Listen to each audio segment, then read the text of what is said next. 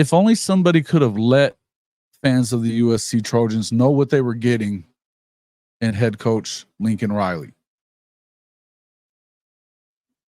If only they'd let them know that their defense would get worse and worse and their team would get weaker and weaker, not stronger.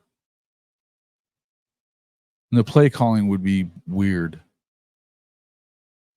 And they would lose big games like clockwork. If only somebody would have told folks out in LA what to expect. And maybe they wouldn't be going so crazy right now if that had been the case. If only somebody had told them.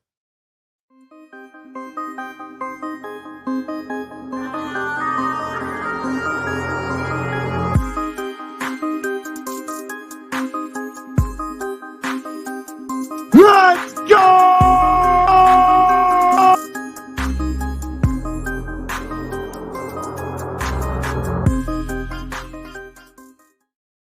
Welcome back to Hall of Fame College Football. I'm your host, Jason Watkins, and if you love college football, you're definitely in the right place.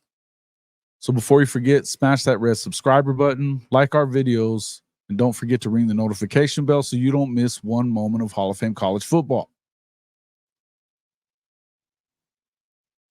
If only somebody would have told those Trojan fans what they were in for when they hired Lincoln Riley. How Heisman trophies, yeah. Championships, no. Big time offense, yeah. Defense of any kind, no.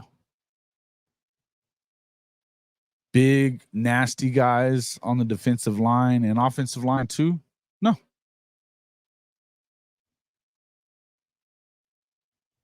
Big gaping holes in your defensive line, giving up more points than most schools in the country. Yeah.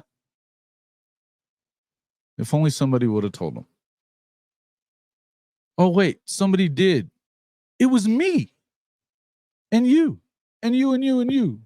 All Oklahoma fans told you what you were getting. Now, listen, I understand why nobody wanted to hear it. I understand that. You went 4-11 the year before that, or I'm sorry, 4-8 the year before. Todd Helton's last season in LA.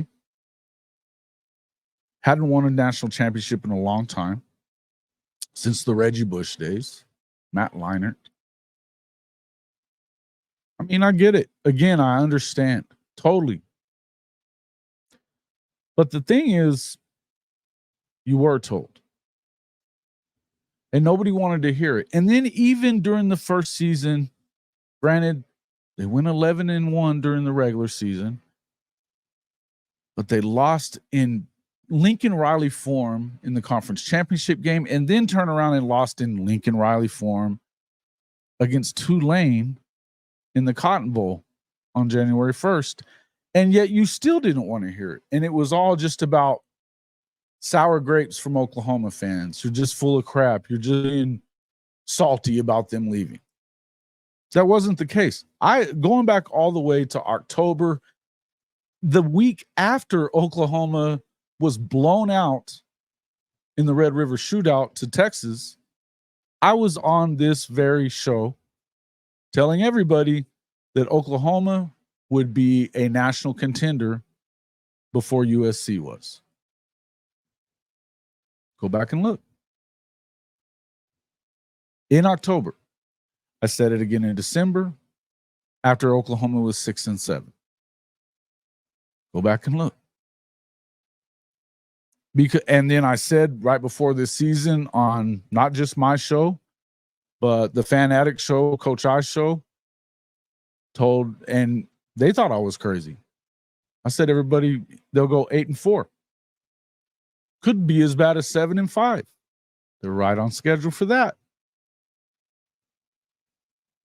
After losing the other night, 34-32, they're right on schedule.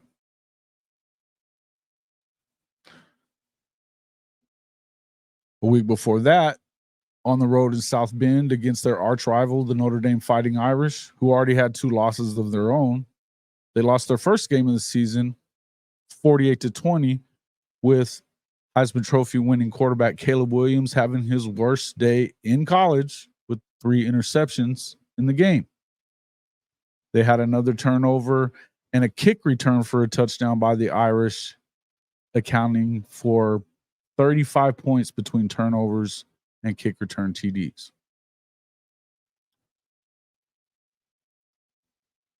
Yeah. Like everybody said, the defense is atrocious under Alex Grinch in year 2, just as it was in year 1. As currently, Southern Cal is 104th in total defense, 105th in scoring defense, 119th in red zone defense, 57th in third down defense, tied for 100th on fourth down defense, 78th in total turnovers forced, and 115th in time of possession. These are all things that we said were going on, and what has been going on there. Even as bad as they are on defense, they're still right up there on offense, ranking 11th in total offense and 3rd in scoring offense at 45.4 points per game. But the last 2 games have saw them, and it's really the first time they've played anybody really good. In fact, the 2 weeks prior to the Notre Dame game, they almost lost a 41-14 lead on the road at Colorado, and they needed double overtime, triple overtime to beat Arizona at home the week before Notre Dame. You could see it kind of coming apart then. Like clockwork, they get drugged by Notre Dame. And essentially, if it wasn't for Caleb Williams doing Caleb Williams stuff, it really wouldn't have been as close in the Utah game. And this is without Cam Rising, mind you, that all-star quarterback that hasn't played all season for Utah. They came out, did exactly what they did, beating USC for the 4th straight time, 3rd straight time over Lincoln Riley. They have a problem with Utah. And see, it was easy to see it last year. They lost the first game on the road at Utah during the regular season. Now, they didn't have to play Oregon or Washington a year ago, or else that would have probably accounted for 2 more losses. But never mind that. They didn't play them. They squeaked by an Oregon State team that didn't have much of a quarterback, but only won by, what was it? I think 6 or maybe 3. But it was a very close game, and they didn't score much. I think 17 points.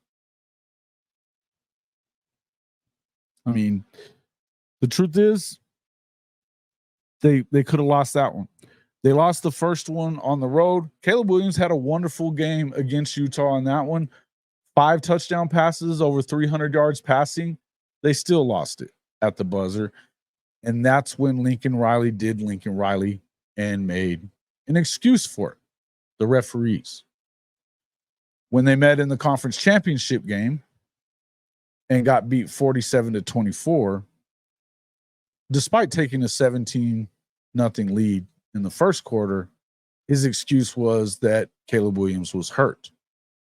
He was hurt when you had a 17-point lead and you coughed it up. He continued to play throughout the game, but they didn't change their game plan. They didn't run the ball any more than they ever do. Hell, he's got one of the best running backs in the country now at USC, and he hardly ever touches the football. These guys are exactly what we said they were. Just like I said at the start of the season, before the start of the season, their strength and conditioning program would be bad. It is under Benny Wiley, who we have come to call the yoga instructor in Oklahoma, because every year that Lincoln was the head coach, after the first year when he fired Jerry Schmidt as strength and conditioning coach, hiring Wiley, Oklahoma teams got smaller and less tough.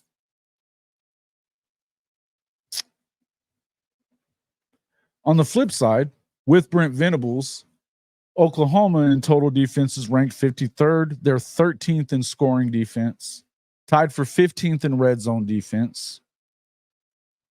Their third down defense, 6th, fourth down defense are at 78th, but that's still ahead of USC. Time of possession, Oklahoma's at 68th in the country. Total offense, Oklahoma is ahead of USC, 7th in the country. Scoring offense, one spot behind USC at 43.1 yards or 43.1 points per game, in 4th place in the country. Oklahoma is also 9th in total turnovers forced. That, of course, compared to 78th for USC in the country there. So although OU is right up there with USC in all the offensive categories that are so important to Lincoln Riley and have been so important to the success that Oklahoma did have during his tenure, this is a team that can and is competing for a spot in the college football playoff. They're not there yet. There's still games to play. We know that. But Oklahoma's undefeated. They beat Texas, who went on the road and beat Alabama. They turned the ball over. They're tougher and more play with a lot more violence than you've seen USC play with. They are 2nd in the country in interceptions. 9th overall in turnovers forced. It's a different story. And just as I said all the way back in October, after the Red River lost 49-0, this Oklahoma team, this program would be back to prominence before USC was. USC got to the conference title game. Everybody thought it was crazy that I said so. After 6 and 7, I was even more crazy, delusional, according to folks out in LA. We're not delusional, folks. We're telling the truth. And you've been had. Bill Plaschke was on the Dan Patrick show this morning and was talking about how the honeymoon was over for Lincoln Riley. There's boosters wanting to know what the hell they're doing with their money that they invested in this program.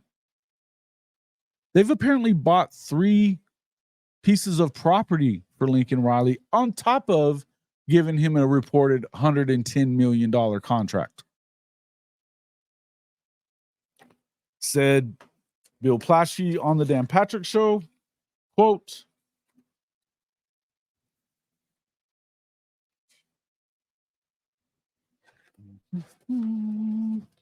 yes, the honeymoon is over. Last year was a great turnaround. This year they have the returning Heisman Trophy winner and a $10 million coach, supposedly a national championship team, and they're already out of it. Donors are wondering where their money went. Plaschke was also upset that, similar to how he was in Oklahoma, Riley did not make his players, including Caleb Williams, available after the loss to Utah on Saturday night. Said Plaschke, he's trying to protect himself and his image, which is another thing I've been saying in regards to Alex Grinch. We heard after the CU game, when USC was up 41-14 late in the third quarter, Marshawn Lloyd didn't touch the football. He's the number 2 rated running back by Pro Football Focus in the country. He didn't touch the ball in the fourth quarter. CU comes all the way back, loses 48-41. And they were definitely outmanned, when you look at it, but they could not stop anybody. Not only that, he didn't keep the clock running by running the football.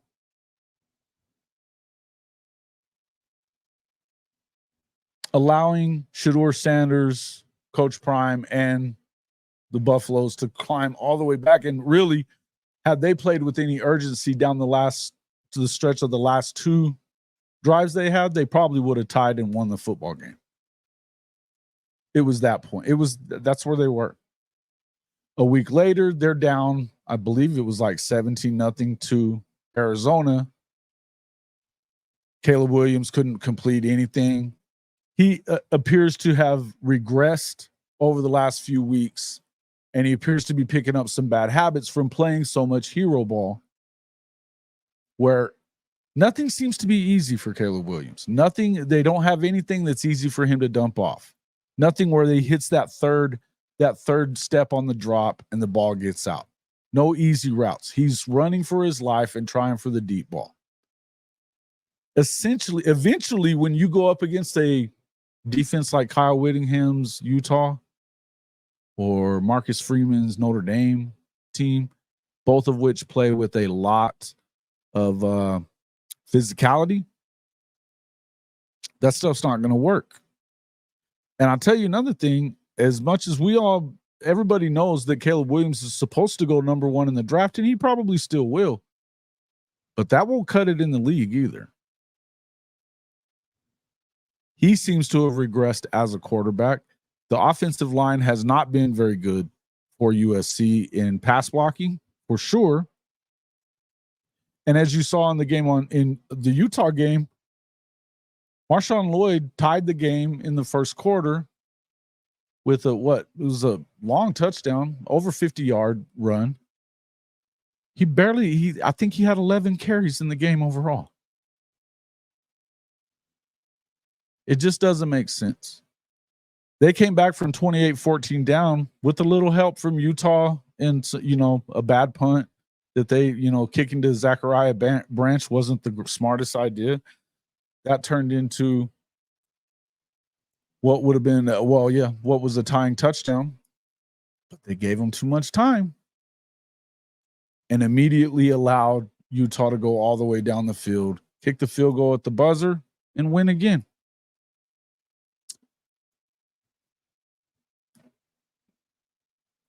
It's just something else. It wasn't tied, actually. They were down. They were up 1. USC was up 1 after that touchdown, at their last touchdown. They went for 2, didn't get it, and then allowed Utah to drive all the way down the field and kick the winning field goal at the end. After that, you saw a lot of excuses, and again, no players to talk about it. But let me show you this. This is the same. How many of you folks remember before the season on the Voice of College Football, one of his Saturday call-in shows leading up to the season, whenever I was on there with Tim Prangley of Trojan Conquests on his channel, who called me a moron, denied everything I said about what Lincoln Riley was, said that they were getting bigger and stronger under Wiley, how the defense was a ton better. They had picked up Bear Alexander and Mason Cobb and all these other guys, that they were going to be so much better, that everything that I was saying with stick isn't a stick anymore. Benny Wiley stuff, right? Here's what they're saying on Trojan Conquest today. Since the end of that game, there have been some interesting things happening. In fact, in the past 3 hours before we are doing this live show here at the Voice of College Football on Monday night, Lincoln Riley skipped his USC weekly radio show. And so that has a lot of people talking, as you could well imagine. And then we also have the reality that Sean Nua said, as reported by 247 Sports and other outlets, Sean Nua, in terms of reacting to the Utah game on Monday evening, said, "We're not all on the same page." on the defense. Not all on the same page on the defense. Shocker. Just shocking. Notice Tim Prangley just kept looking at his screen on that one. Oh, man. Look, I know this is petty. I'm going to be petty. I don't care. This is what we've said. And it's always been that Oklahoma fans are the bad guys in all of this by saying the truth of what is real. And he misses his radio show on Monday. How much does that sound like 2021? Seems like Baylor. Yes. Remember missing his media availability after the Baylor game. Supposedly from being sick as well, under the weather. Or somebody was. And he was on a plane, apparently to USC, but it could have been to LSU. We don't know really. The LSU was the smokescreen for sure. But we also know, as I said on that show, The Voice of College Football that night, that Oklahoma was under the impression that, or knows, we also said on the show that night, I also said on the show that night that it was reported by a player that was being recruited to Oklahoma while he was there, that they were recruiting him to USC during the season while he was still head coach of Oklahoma. Come to find out, there were multiple players who reported that to Oklahoma, not necessarily to the media like the one kid did, but this was in the works for quite a while. These are the things that Oklahomans were really upset about. The fact that he gutted the team on the way out. The fact that he lied about what was going on. And look, the truth is, you wasted freaking 2 Heisman Trophy winners and a would-be Heisman Trophy winner his freshman year on never playing defense and getting weaker all the time and always having an excuse for losing. And this is the same thing that you're getting at USC right now. We told you guys this is what was up. We're not just having sour grapes. It's the truth. The man has been exposed. He's a fraud. He's a fake. And if you don't believe that he's going to end up in the NFL or somewhere other than USC soon, you're probably a little delusional right now. Although most people are probably excited at the prospect of him possibly leaving at this point. I know Bill Plaschke is. He was expecting it. Look, chances are he could try to work a package deal and go be the head coach of the Bears. I don't know. I will say this. This is my expectation now. As I said at the start of the year on Coach I's Fan Addict Sports Network, 8-4 is at this point is probably their best. They could go 7-5 by losing to not just Oregon and Washington, but also UCLA in their final game of the season. UCLA is a team that plays a lot of really good defense, and they've got a quarterback that was one of the top freshmen in the country. You don't have to be great. You don't have to be great. Utah hadn't scored as many points as they did, 34. I don't know how many, but maybe one other time this season. Offensively, they're not a juggernaut until they played USC. Hell, it wouldn't really surprise me if they lost to Cal, who put up 40 on Oregon State. It could happen. Then you're looking at 6-6. I'm going to stick to what I said earlier in the season, 8-4, 7-5 possibly. But I got to tell you, you got to have seen this coming at this point. And to tell everybody that you didn't know what you were getting is wrong. Because you did. And Oklahoma fans, you probably owe them an apology. And I guarantee you, the person that is owed the biggest apology, this is from Oklahoma fans and the country at large. Apologize to Brent Venables for what you said about him whenever he took the leftovers of that Lincoln Riley team last year and went 6-7, losing 5 one-score games with a defense that he would have never put on the field at Clemson.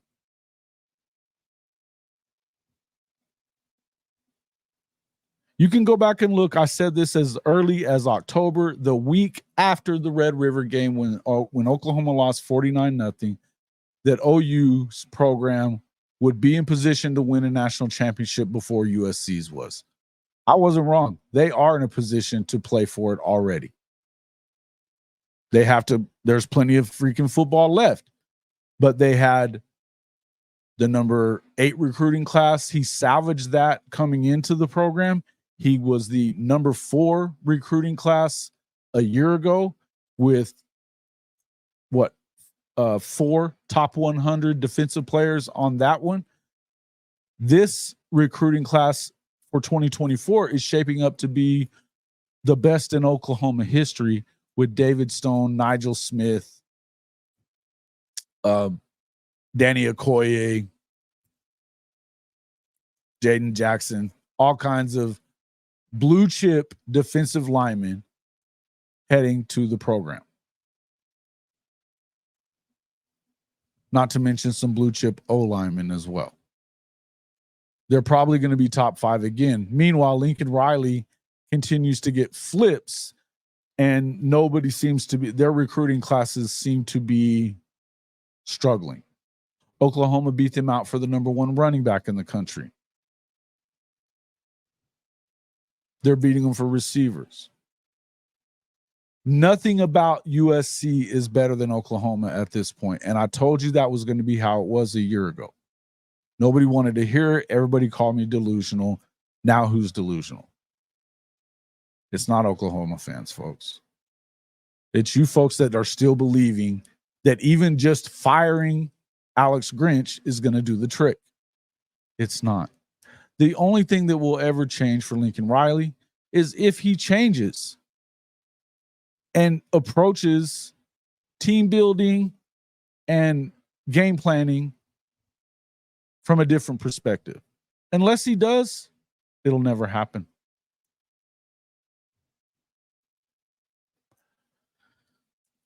Okay, so that's what I had to say.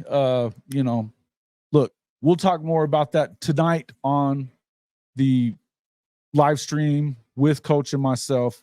We'll be talking about this as well as Jimbo Fisher, Dabo Sweeney. There's a lot of coaches on the hot seat. I bet you didn't think that Dabo and Lincoln would be on the hot seat at this time of year a year ago. But they are. Meanwhile, Brent Venables is up for Coach of the Year. 7-0. Beat Texas. In the lead in the Big 12 on their way out and out recruiting certainly USC, but most of the rest of the country as well. This program is on the rise. USC is floundering at this point. And there's even thoughts about whether Caleb is even going to continue playing. If they were to lose and drop out of tied for first or tied for second in the conference standings, which would be a spot in the championship game, does he stick around? He's getting a lot of advice to not. Who's to say? Is Lincoln going to be around? Like I said, missing his radio show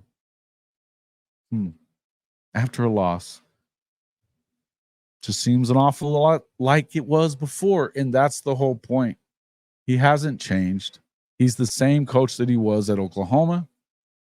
He got away with it at Oklahoma because the Big 12 has been so bad, aside from Oklahoma.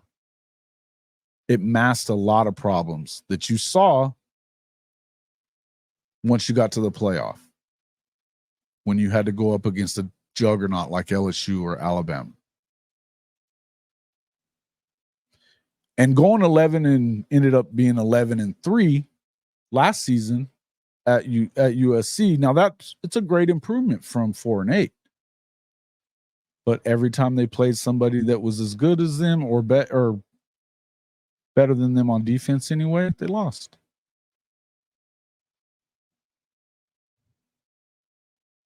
No lead is safe with Lincoln Riley. And it's not just because Alex Grinch. Part of it is because of him. But this is just the rerun that we've seen all the way going back to 2017. It's not going to change. Will he still be there next year? We'll see. We'll talk about all that tonight on Hall of Fame College Football Live. Make sure that you hit that like button while you're here. And hey, we'll see you on the next one. At the end of the